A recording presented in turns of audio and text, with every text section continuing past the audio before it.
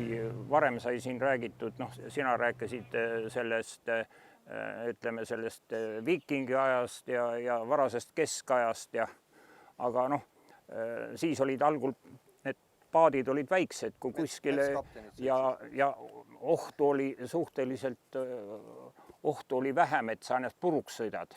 Aga nii kui noh, need paadid juba hakkasid laevadeks muutuma ja kogukamaks, raskemateks, siis oli nii, et kui sa merd ei tundnud, siis oli oht, et sa sõidad kuskil ennast puruks.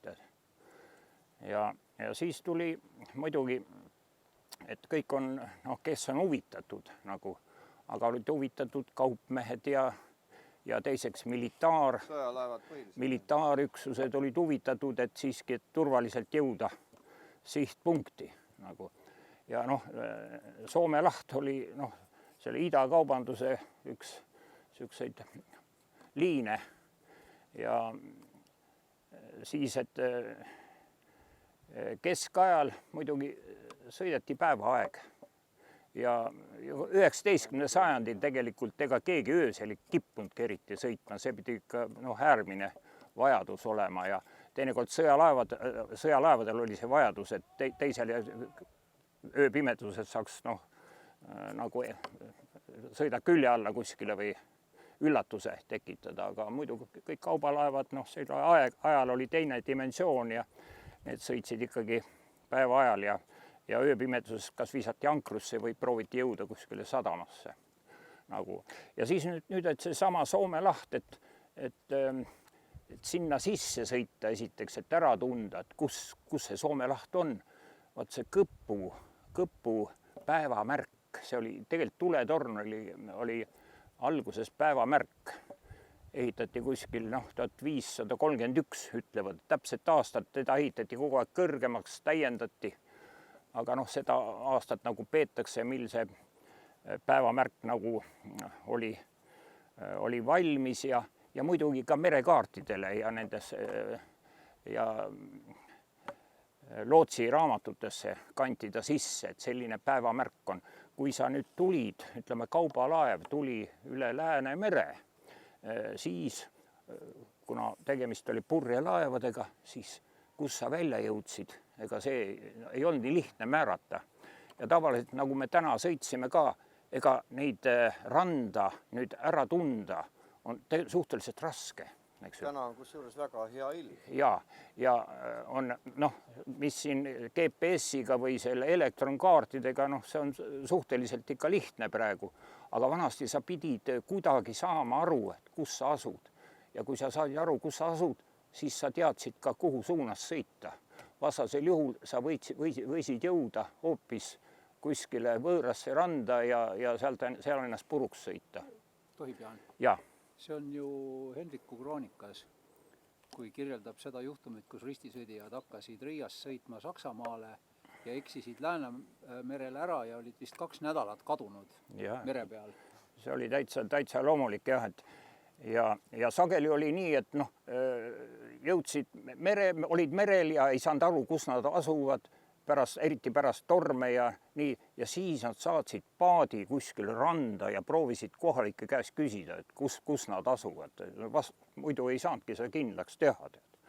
No ja nüüd edasi, et kuidas siis hakati organiseerima.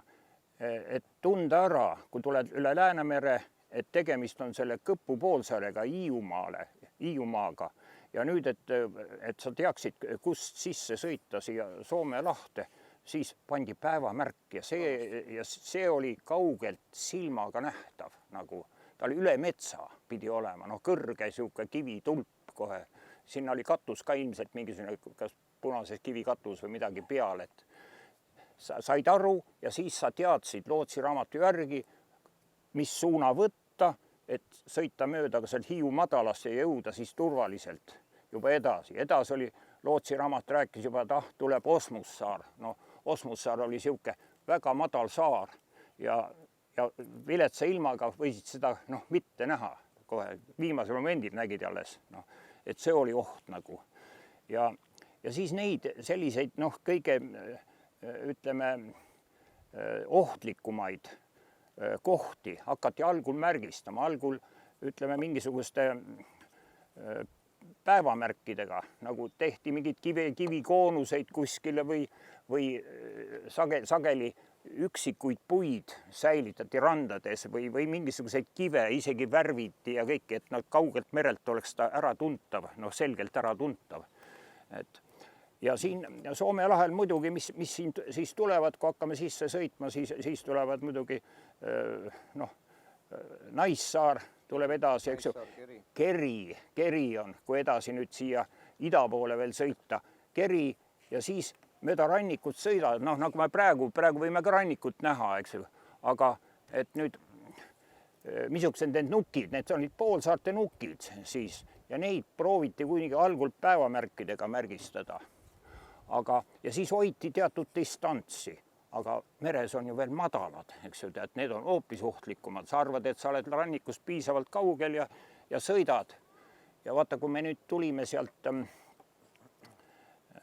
Viimsist, tulime ja siis me sõitsime tegelikult, vaata seal üsna ranniku ligidal on tegelikult, me tulime selle sama kalkrund ehk röamadal või see asub umbes vergijoonel kuskil 6 miili asub ta rannast eemal. See on väga ohtlik, seal on kuskil vett on meeter. See on liivaküngas sisuliselt. Jah, et seda teati, et see on juba Rootsi kaartide peal, et niuke on ja nüüd kui olid 2 suunda nagu meie ranniku seisukohalt oluliselt, mis läks, üks oli see põhilaevasuut, mis läks Peterburi ja nagu enne Peterburi, oli isegi, seal oli ju Rootsi asustus oli seal Neeva ja Suudmes, aga sinna suunas oli ja see on see praegu ka siit Vaindlo külle alt läheb ju tegelikult suur laevatee läheb, siit on ju näha need laevad, mis... Laevateega on siin nii, et ta sõltub ka jääoludest, teinekord see laevatee läheb üldse meie vetest, läheb siit alt läbi. Ja on väga rasked laevaolud. Kuidas nad aga siit nad ühesõnaga käivad. Nii, ja siis ütleme teine laevatee nüüd praktiliselt suundus Narva. Et Peterburi poole sõiduks ei olnud mõtet minna sinna meie ranniku lähedale, hoopis kaugemalt. Isegi juba Soome neid rannikut võis jälgida. See käis vist kusagil Suursaare ja Tütarsaare vahelt läbi. See Peterburi kaubad. Ma tean, et Suursaare meestel oli igavene jama, et venelased oma jäämurdjatega talvel... Kord ühelt poolt, kord teiselt poolt ja nii nagu oli parajasti tuuled sootsad ilmselt ja... Ei saanud hobusega üle. Ja siis muidugi, kui juba laevandus arenes edasi ja juba see aeg muutus tähtsamaks, siis hakati juba, et oli vaja juba tuletorned, sellepärast, et ka öösel jõuda edasi. See oli nagu kadunud kaupmeestele ja kadunud aeg oli see raha, kadunud raha, eks ju. Ja siis hakati ehitama tuletorne. Esimesed juba, ütleme, rootslased suutsid tegelikult Soome lahe äärde selle Kõpu tegid tuletorniks, see oli siis 1649 on teada, et seal juba nagu põletati selle päevamärgi otsas, põletati tuld. Ja edasi järgmine, mis oluline punkt, oli tegelikult Keri. Keri oli ka nii, et ta on laevateede peal nagu ja äärmiselt ohtlik nagu. See oli siis ja edasi, kui nüüd meie rannikut mööda siin, ütleme, hakkad Narva poole minema, siis oli Mohni, oli mis. Ja Mohni oli tegelikult nõuti seda tuletorni sinna, kaupmehed just nõudsid, just sellepärast, et see kalkrund, et see sama madal, tegelikult ohtlik madal oli lähedal. Et sa ei saanud ka rannikust piisavalt kaugele minna, et võisid sinna otsa sõita, eks ju. Ja siis edasi oligi, kas siis Kundasse, edasi sinna Narva.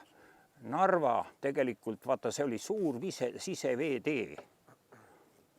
Ja tegelikult tsaari ajal hakkas ju seda mööda ju puiduvedu, tohutu vedu, puiduvedu hakkas ju. Kõik, mis Peipsi ääres sealt igalt poolt korjati, kõik see mööda Narva jõge lasti alla ja siis olid ka saevabrikud. Soome poolt samamoodi. ja siis Narva sinna reidile, Narva-Jõesuu reidile tulid suured laevad juba ja siis väikeste paatidega ja pisimate laevadega siis viidi sinna suuremate laevade juurde ja siis seal laaditi nagu ümber seda. Ja siis oli nii, et no juba kuskil 1815 oli juba sinna, see on nüüd Kunda, oota see ida pool, mis see Poolsaare tipp nimi on? Letipea neemel oli juba tuletorn oli pandi, aga see oli otseselt juba kaupmeeste ise pandud nagu need tuletorned. Ja sageli organiseerisid börsikomiteed, kes oli otse kaupmeestega nagu seotud.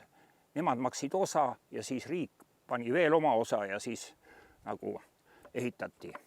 Ja nüüd ehitati muidugi Mohni, et Mohni järgi sai orienteeruda nüüd ja siis saadi aru ka, kus asub see kalkrund või see madal. Et hoida sellest ka eemale, kui Narva sõita, see Narva kaubandustee nagu. Ja hiljem siis tulid juba nüüd väiksemad kohaliku tähtsusega veel tuletornid nagu siin kõik need vergid ja ka sadamakohtade juurde pandi tuletornid, et oleks sageli ohutu kaldale lähenemine. Jah, see oli rohkem ka ja siis igasugused ka veel päevamärke ja siin Lobineeme otsas oli veel päevamärk ja see oli ka sama oli siin. Kundas on ju praegu alles veel need päevamärgid. Seal oli, no see oli tsemenditeha, see sadam nagu. See oli enne tsemenditehast tegelikult juba. Jah, seal kõrgel seal karjääri juures on need alused on näha veel. Ja nüüd ühesõnaga, aga siin on sageli eksitus. Ka meie kirjanduses on kirjutatud näiteks, et see Vaindlo on nüüd sellel suurel laevateel, mis nagu Eestit väga palju ei puuduta, aga just niisugust, ütleme, kaugemat rahvusvahelist ida suunal liiklust puudutab. Ja vaat see oli ohtlik ja seda juba siin Peeter Esimene nagu ütles käsu, et kui meie sõjalaevad liiguvad, et siis süüdake siin tuled. No tead, ega siis see, mis kuskil keegi käsu annab, ega Vene sõjaväest see ei pruugi veel ellu viida. Jah, et see, et keegi kirjutab, et kuskil 1719 või kuskil, et juba tuletorn, see ei vasta tegelikult tõele. Siin on isegi ühes, ma ei ütle nüüd aastat, aga ühes selles logiraamatus sa saatsid mulle selle pildi kunagi, on siin kivitulp lihtsalt.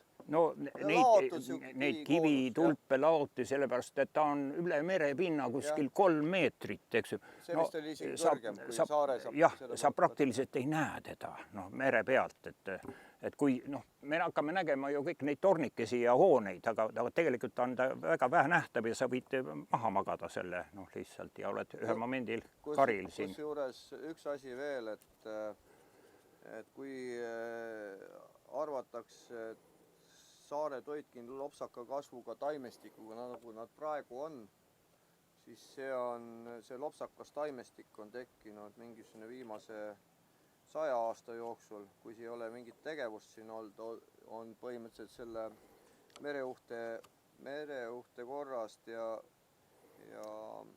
sellest on nagu taimestik lopsakamaks läinud. Muidu olid need kaunikesti lagedad, näiteks Uhtju saarest on fotod, Uhtju saar oli täiesti lage 30ndate algus, 36. aastal 17.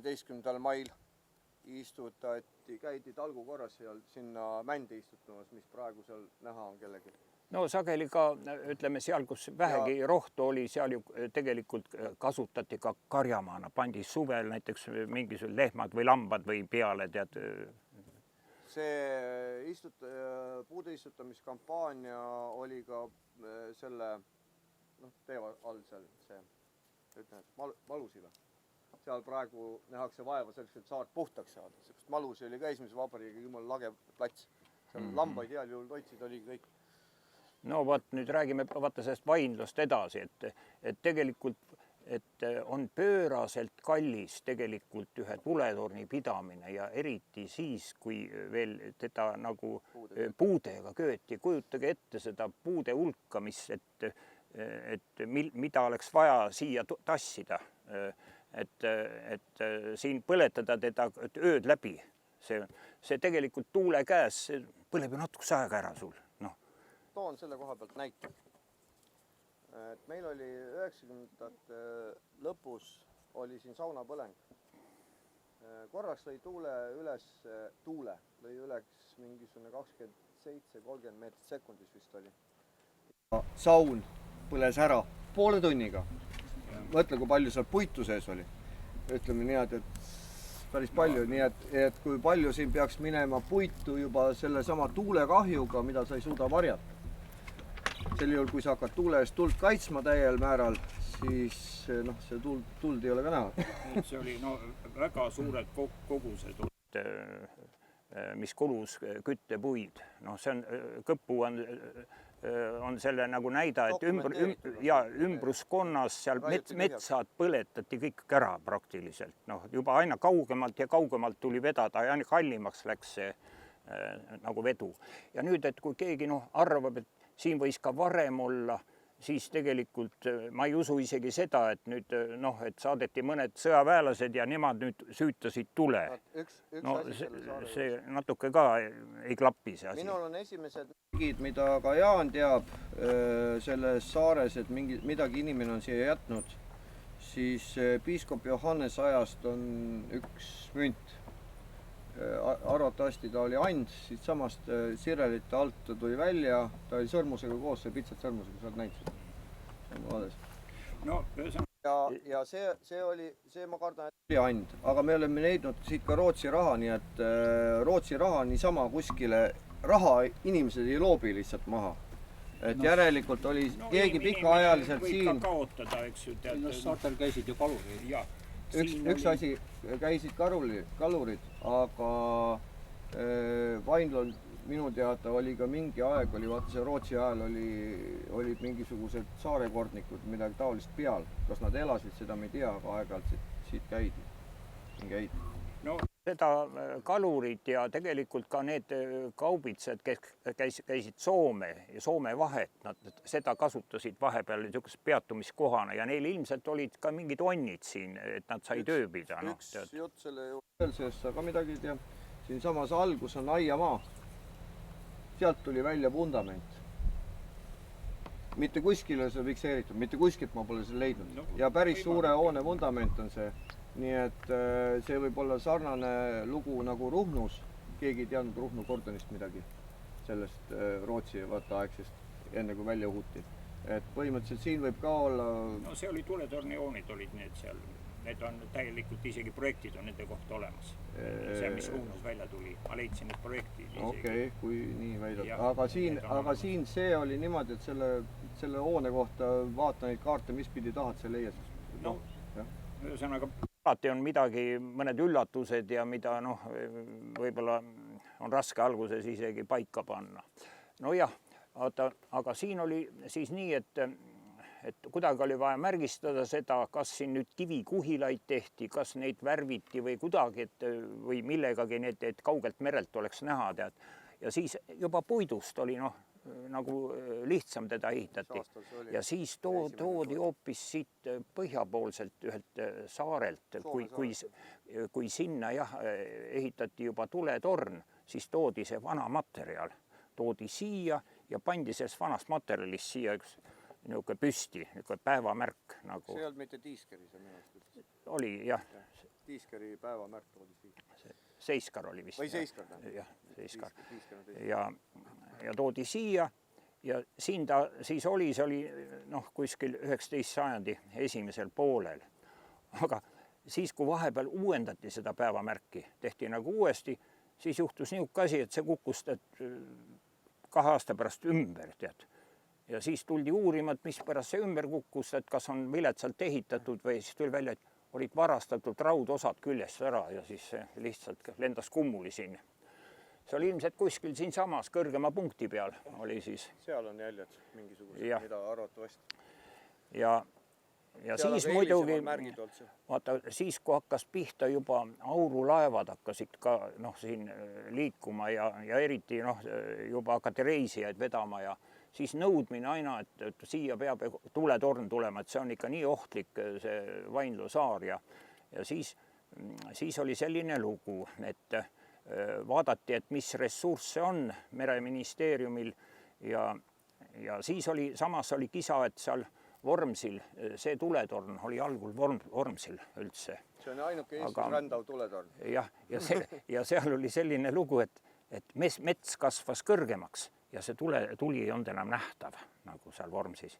Ja siis otsustati, et kuna siin on vaja ja siin tegelikult ei ole vaja tal kõrgust, kuna siin laevateeded on küllalt külje all siin ja et toome selle ära. Ja kuna see on tegelikult, see on Inglismaal ehitatud, see tuletorn valmist ja see veeti juba laevaga sinna algul Vormsile, siis tehti sild seal, kraana isegi oli seal väga kaua veel. Ei, siin ei ole kraana, see on selle kurega. Ei, ma mõtlen, seal Vormsis oli kraana sild või laaditi laevade pealt, siis selle silla pealt veeti siis hobustega sinna tuletorni juurde ja monteeriti ta kokku. Poltidega käib ta koos ilusti, tead. Kõik ehitati ka sealt Prantsusmaalt saadi ka siis need seadmed, need tuleseadmed, pandi petrooleumi, algus oli õlilamp, aga mõne aasta pärast juba pandi petrooleumlamp, juba 1870-ndatel hakati petrooleumi peale, see oli tunduvalt ökonoomsem ja andis tugevama tule tegelikult. Ja siis ehitati siin ka 1871. 1870 oli tuletorni kompleks valmis. 1871 oli hakkas tööle. Tuletorn toodi. Jah, et ehitati ka need hooned ja siin võis juba siis elu alata. Enne seda siin niisugust alalist elamist ei ole kunagi olnud, sellepärast siin on raske ära elada. Siin pidi kõik, vaadake, mis on tuletorni kompleksis vajalikud.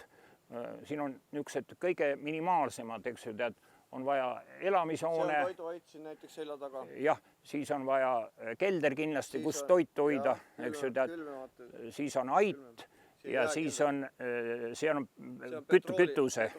kütuseruum ja saun. Saun ja siis oli veel ka paadikuur. Ja kemmerg pidi olema kindlasti. Kaev ja kemmerg, niisugused asjad, need nagu standardlahendus tegelikult. Kemmerg oli majas sees. Kaev on sees seal. Vaat see pisike maja seal. See on, ütleme nii, et algselt säilinud enamalt. Jah, et sellest ajast peale. Ja siis muidugi ajad nagu ikka edasi ja tuletehnika tegelikult kogu aeg muutus. Muutus nii, et anda paremat, püsivamat, korralikumat tuld ja samas energiat aina vähem kulutaks, sest kõik see oli väga, väga kallis, selle pidamine. Ja siis õli pealt mindi petrooleumi peale, hiljem mindi gaasi peale, tead, ja siis tuli juba elektri peale mindi, kui juba venelased siin, ütleme, peale teist maailmasõda tulid sisse ja siis vaadati, et ei tahtnud ka seda meeskonna siin pidada ja siis läks tuumakütuse peale. Siin oli ka tuumareaktor. See oli 1987, kui siia toodi peale strontsium isotoop patarei. Ja siis läksid vaikselt ka need majakavahid minema. Jah, et siis ei olnud vajadust. Aga ütleme, see elu siin saare peal, see oli tõesti ka nii, et ega see nagu meelakkumine ei olnud, et vahetevahel olid sa ikka täitsa isoleeritud, et siia ei pääsenud ligi. Sina oled muidugi elanud siin, aga ma mõtlen, jah, et pikka aega, aga juba esimese maailmasõja ajal juba siia pandi ka telefon tegelikult, need kaablid kuskil peaks olema. 1870, see on kirjas ka, pandi selle Ericssoni telefon siia. liiniga koos. no No, see selle jupid on ka alles veel. No see ei saa praegu olla Telefoniliinid veeti igal pool, kus Peeter Suure mere kindlust ehitati. See oli ka selle sama ehituse raames tehtud Gordoni nagu... No see on ikka 1900, mitte 1800. 1900, see oli vahetult enne esimest maailmasõda sai nagu juba telefoniliin, see pidi kaabel olema juba. See oligi kaabel oli siin. Läks Toolse selle linnuse juurde, seal oli järgmine telefoni. Et siis oli ikka mingi ühendus, aga vahepeal, kui siin jääolud olid viletsad ja siis praktiliselt nagu ei olnud siin. Ja nüüd ühesõnaga, kuna siin tegelikult olid loomad ka nendel, kes siin nagu pidasid, olid loomad ja nad käisid teise saare peal, ma rääkisin, et nad käisid Tütarsaare peal, viisid sinna söödale neid nagu loomi. Kes sulle seda rääkis? Seda rääkis Mohni, see tuletorni, see, kes seal tuletornis oli. Ja, et see oli nagu huvitav lugu, et paadiga nagu viidi sinna, see ei ole päris kaugel ja, aga mis on selle veel nagu huvitav, et mis siin juhtus tegelikult, et see oli niisugune selle tuletorni ütleme nendele vahtidega või nende perekonnaga, et see on niisugune drastiline lugu 1959 juuli lõpus, juuli viimasel nädalavahetusel või augusti esimesel, keegi täpselt seda ei tea. Ja. Oli siukene juhus, et tuletorni isiku koosseis, kes peal oli tol ajal, need naised ja lapsed enamus peal, seepärast mehed olid maal toiduvarude täiendamise järel, siis üks ajateenija lihtsalt pööras ära või tahtis ära põgineda, seda meie surnute käest ei saa küsida enam.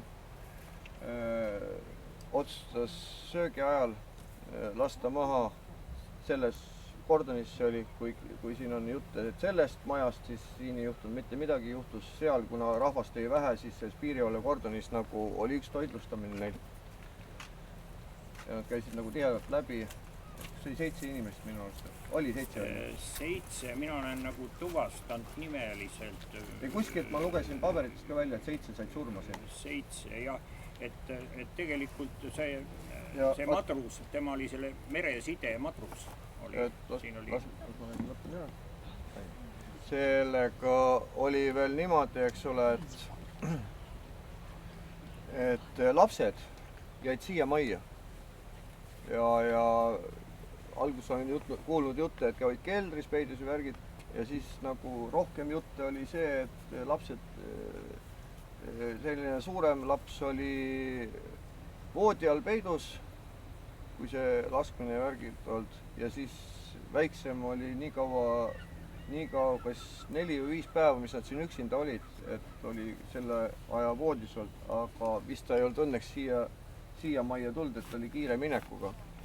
Ja selle luubiga ta leiti siis Kotka saarestikust surnuks külmunud. Kas enam sisse ei saa siia toonud või?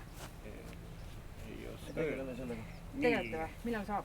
Aga see oli nii, et ma tegelikult kui neid asju natuke uurisin, siis mitmed poolt ma proovisin, ma kuulsin neid, kes seal Mohnil olid nagu elasid. Nende käest kuulsin. Nendega, kes käis neil järgi.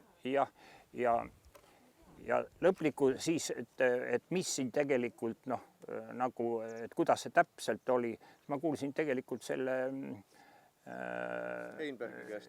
Ei, ma kuulsin, kes selle meresõjalaevastiku hüdrograafia teenistuse siin põhjapiirkonna ülem. Einberg käis järgi siin. Ja tema rääkis nii, et nemad tulid nagu alati provianti tooma nagu ja siis peal oli ka see, ütleme, ühe pere, seal oli 2 peret oli oma lastega ja ühe pere isa oli veel ka seal peal, et tema pidi nagu maha minema. Aga tulid siia ja täielik vaikust. Tavaliselt ikka nagu me tulime, paat tuleb kuskilt vastu või lehvitavad või see on nagu suur sündmus. Kedagi ei tule ja midagi on lahti. Mis veel oli? Nad pidid olema teatud kellaaegadel sides selle prožektor semaforiga. Aga seda sidet ei olnud 3 päeva, aga noh, nii nagu Vene aeg oli, et No, jah. see on nagu, et tulid ja Raadiosidet ei olnud. siis oli nii, et noh, randusid siis vaatama, mis on lahti, tead, ja siis leidsid, oli nii, et siin tee peal olevat olnud üks naisterahvas maad ja laps on juures, üks laps ja ütleb, et mama spit, noh, ütleb, et ema magab, tead, noh. Et nad olid ju mitu päeva siin juba olnud ja täpselt kuupäeva, millal see toimus nüüd, arvatakse, et see oli just täpselt siis, kui see merelaevastiku päev oli, vaata see sattus juuli lõpus oli see merelaevastiku päev, et selle päeval mingisugune jooma siin oli, et siis juhtus see asi. Ja siis, et noh, et täpselt ikkagi kõik on jutt ja siis ma küsisin, kuidas, et kuidas see siis oli, et oi, ma olin matustel, ma ütlen, ega kuhu nad nagu maeti. Seal samas sõjaväekalmistul. Ma käisin ise vaatamas, siis kui aastat juba teadsin, ma läksin sinna ja seal on järjest neid maetud, mis iga aastal, kes hukkusid või midagi juhtus, tead. Ja seal oligi 7 või 6 oli seal neid. Üks oli, et isa, ema, 2 last oli ja siis oli üks teise pere ema oli veel, teise pere ema ja siis oli üks madrus ka sinna maetud. Seda ei olnud, kes oli nagu Soome läinud, seda sinna ei maetud. Nagu, et. Aga muidugi need asjad tavaliselt maeti, neid nagu ei avaldatud. Siin oli kusjuures see ka, et kas nüüd kõik maeti sinna, sellepärast Einbergi jutust oli see, et praapor leiti selle raadiorufi, pärast käime läbi selle, kes see tahtis nüüd militaarobjekte. Raadiorufi ukse peal, et verest tühjaks on. Mis aasta see oli? See oli 1959 juuli viimane nädalavahetus või augusti 1.